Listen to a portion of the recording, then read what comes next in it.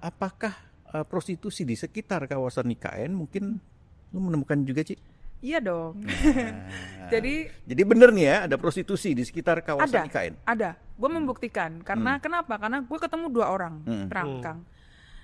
Pekerja seks komersialnya, 1, dan yang 1 lagi ini travel. Jadi travel ini adalah yang mengantar, yang membawa para pekerja seks komersial itu untuk ke IKN. Oke, artinya mereka datang dari kawasan di sekitar atau di luar IKN itu ya? Iya, Oke. jadi mereka ini sebenarnya adalah pekerja seks komersial yang gue temui itu biasanya day by day mereka ada di Balikpapan, Samarinda, Banjarmasin, di 3 kota sekitarnya itu. ya. Modus ini nanti bisa teman-teman baca di laporan majalah Tempo ya untuk lebih lengkapnya ya soal prostitusi di IKN. Iya. Oke. Nah, ini juga tadi sudah sempat disinggung ya. Soal Istana Wapres. Ya. Itu gimana tuh progresnya? Untuk Istana Wapres, Kang, memang sedang dibangun. Jadi waktu gue kesana itu dan wawancara dengan beberapa pekerja, mereka bilang ada percepatan setelah Wapres datang. Jadi memang sudah dibangun dalam bentuk kerangka gitu ya. Dan pembangunannya itu pas gue lewat jam 12 malam masih ada pekerja dan pas gue lewat juga pagi-pagi itu sudah mulai ada pekerjaan. Jadi mereka, para petugas atau pekerja konstruksi ini menjelaskan kalau pembangunan Istana Wapres itu dari jam 5 pagi sampai jam 12 malam. Oke, dikebut juga ya? Dikebut, kan mau berkantor di IKN segera. Iya, Dan kemarin kita ketemu juga dengan Wakil Menteri Pekerjaan Umum ya, Ci ya. Dan Bu Diana ini juga menjelaskan, Pram, bahwa Gibran juga punya perhatian lah terhadap progres Istana Wakil Presiden ini. Dan terlihat dari beberapa masukan dan saran lah, permintaan pendapat dari Kementerian Pekerjaan Umum terhadap desain dan macam-macam ya terhadap Istana Wapres ini, itu menurut Wakil Menteri Pekerjaan Umum. Artinya Gibran sudah sangat siap berkantor di sana ya. Dan akhirnya terbukti juga ya ada pewaris yang ingin menjadi perintis gitu kan. Betul, perintis di IKN gitu. Kalau kata Husein komisaris. Nah, Cik Pram, ini kan kita juga sebenarnya melihat gimana sih nasib IKN setelah pemerintahan Prabowo sendiri gitu kan. Nah, kalau kita melihat kan juga sebenarnya kok kayak lambat gitu loh, Pram. Karena apa? Misalnya gejalanya adalah katanya ini ya, dulu itu upacara 17 Agustus akan di IKN gitu kan. Tapi pada zaman Prabowo, setahun pemerintahannya yang pertama ini, upacara 17 Agustus akan di Jakarta gitu kan. Kembali lagi ke Jakarta gitu kan. Dulu sempat 2024 sempat ada upacara di sana ketika periode terakhir Jokowi, tapi ini sekarang dikembalikan lagi ke Jakarta. Ya, IKN itu kan memang didirikan untuk Jokowi menggelar upacara di sana. Satu kali ya, Bram. Satu kali aja. Terus kemudian sama Prabowo dikembalikan ke Jakarta. Ingat nggak waktu itu kita pernah ketemu dengan orang dekat Prabowo, ya kan, di satu tempat, dan di situ kan ada penjelasan tuh bagaimana sebenarnya sikap Prabowo terhadap IKN. Dan waktu itu dia juga mention soal Kepres. Yes, Kepres pemindahan itu ya. Kepres pemindahan yang waktu itu disebutkan tunda, dan tunda, ya kan. Nah, ini artinya juga menunjukkan ya Prabowo setengah hati membangun IKN kan. Ya.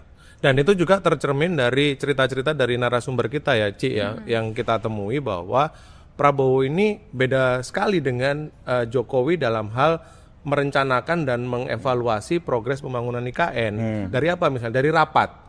Jadi dulu itu Jokowi ketika undang-undang IKN itu sudah diketuk, lalu kemudian mereka sprint gitu kan, lari cepat untuk segera mewujudkan IKN ini, dia hampir intens itu, selalu menggelar rapat secara rutin. Tapi sekarang Prabowo menurut cerita dari narasumber yang kita temuin itu bahkan jarang sekali tuh memasukkan pembahasan atau evaluasi atau pembahasan progres IKN ke dalam agenda rapat. Setidaknya narasumber kita cerita mungkin hanya 2 kali ya, Ci ya? Ya, betul. Jadi rapat pertama lintas kementerian soal IKN itu Januari, dan yang kedua atau yang terakhir itu Februari. Selebihnya belum ada rapat lintas kementerian lagi sampai per akhir Juli. Artinya selama 9 bulan Prabowo menjabat sebagai presiden, baru ada dua kali rapat lintas soal kementerian. IKN. Ya. Kalau dulu di eranya Jokowi itu bisa hampir setiap minggu ada rapat, pun itu tercermin juga di Bappenas dan Kementerian PU misalnya ya. Rapat-rapat di Bappenas misalnya itu dulu bisa sehari sekali rapat soal IKN. Jadi ada pejabat di Bappenas yang cerita juga seminggu itu mereka bisa 5 sampai 6 kali rapat. Tapi sekarang sekali aja rapat karena dalam seminggu. Dalam seminggu. Oke. Itu pun juga belum pasti. Belum pasti. Jadi soal IKN ini memang pemerintahan Prabowo ini slow living banget ya. Ada satu cerita slow living. Gimana tuh ceritanya? Ya, ada satu cerita waktu di rapat terbatas di istana itu Prabowo menyampaikan 4 poin. Detailnya ada di majalah Tempo, tapi salah satunya gue spill di sini ya. Salah satunya adalah Prabowo itu menginstruksikan untuk membangun dulu kompleks yudikatif dan legislatif sampai selesai. Baru kemudian nanti presiden akan berkantor di IKN setelah itu selesai. Yang ditargetkan itu tahun 2028 atau 2029. Jadi itu kalau selesai. Kalau nggak selesai berarti nggak berkantor di sana. Tidak. Dan upacara bendera di sana 17 Agustus itu juga dimulai di 2028 sampai semuanya siap. Kalau semuanya siap. Kalau semuanya siap, betul. Tapi kalau dengan pembangunan seperti ini kan ya slow living. Slow living. Ketidakberpihakan Prabowo ya, itu bisa kita lihat dari dia kayaknya bukan kayaknya ya. Belum pernah nih Pram mengunjungi IKN. Lagi ya? Iya, mengunjungi IKN setelah dia dilantik 20 Oktober gitu kan. Dia lebih sering mengunjungi luar negeri. Ya kan? Bener nggak? Bener nggak ini kan? Ya, betul. Mengunjungi IKN gitu kan? Bener. Meskipun sudah ada rencananya, tapi tidak kunjung terrealisasi. Wapres yang beberapa kali ke sana. Kalian ini sok tahu aja nih apa yang dirasakan atau yang dipikirkan Pak Prabowo ya. Nah, kan kita jadi cosplay tempat sampah. Jadi asbak kita Jadi nih. asbak. Daripada dilempar handphone ya nggak? Berarti kalau nunggu sampai 2028, ASN ini pun juga akan menunggu dong sampai tahun itu untuk pindah. Iya, menunggu sampai ya setidaknya bos mereka pindah juga kan, nunggu Kepres juga kan. Berarti lagunya ganti tuh, Ca. Apa? Terima kasih Pak Prabowo. Terima kasih Pak Prabowo. Mantap dah. Oke. Pram, Ci, ini salah satu indikasi ASN tidak segera pindah dalam waktu dekat gitu. Ya ini mungkin kabar baik bagi mereka, Pram. Ya kan? Ya kan tadi bisa. Terima kasih Pak Prabowo. Ya kan? Ya. Gitu kan. Nah di sana tadi Cica bilang sudah membangun kantor untuk 4 kementerian koordinator ya.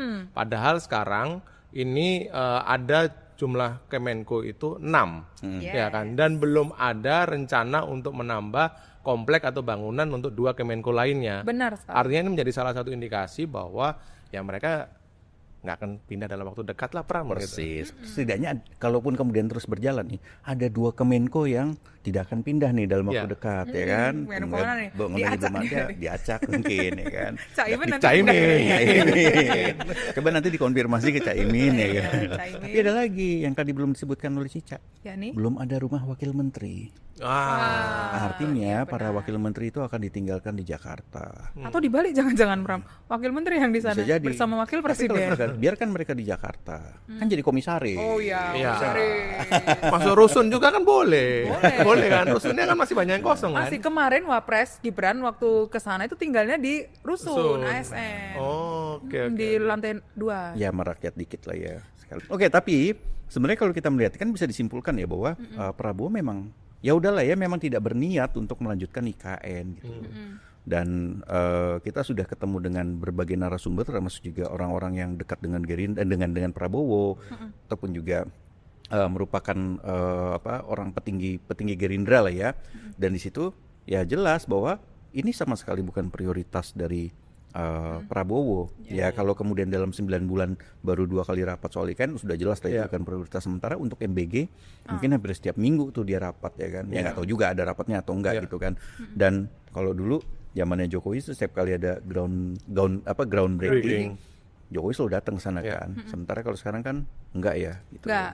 Sekarang ada perintah juga dari Prabowo untuk kalau ada pembangunan apapun tidak perlu menunggu saya untuk datang ke IKN. Oke.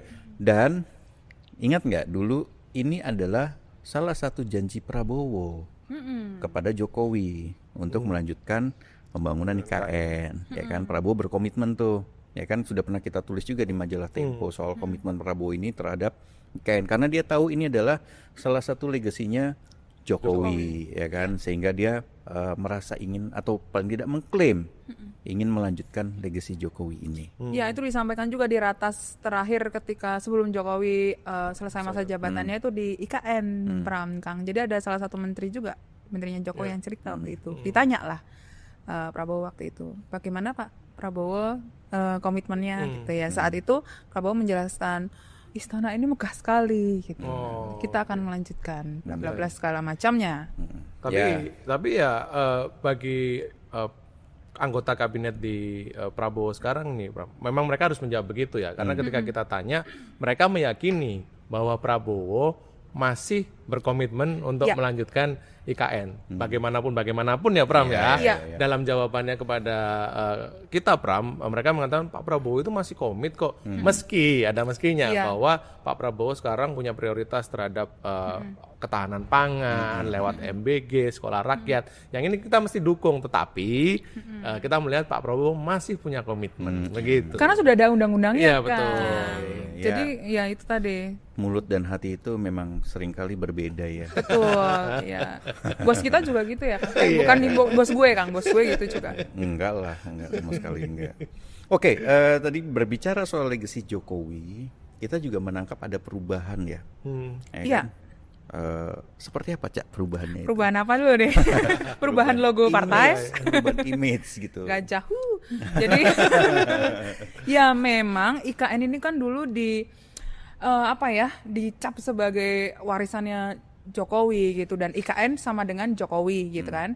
Belakangan untuk mempertebal dukungan politik sebenarnya otorita IKN itu punya semacam strategi gitulah untuk komunikasi. Iya, untuk menggeser image Jokowi ini menjadi IKN ini adalah pekerjaan kita bersama gitu. Dan salah satu indikasinya itu adalah dengan Basuki Hadimulyono. Halo teman-teman, berjumpa bersama saya di Politik Dangi. Teman-teman, ini menarik ya, adalah bagaimana